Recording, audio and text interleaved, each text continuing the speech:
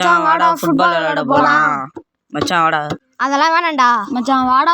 சரி மச்சான் வாங்கடா போலாம்.